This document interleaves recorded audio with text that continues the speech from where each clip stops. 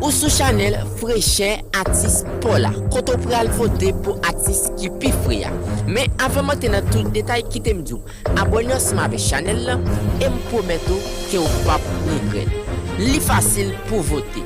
Vous regardez la vidéo jusqu'à la fin et vous dites qui artiste ou qui pi fria. Parfois, vous qu'on habillé bien cher mais pourtant ou pas frais. Mais dans la vidéo ça, quittez commentaire Paula pour dire qui artiste qui pi fria. Entendez ça.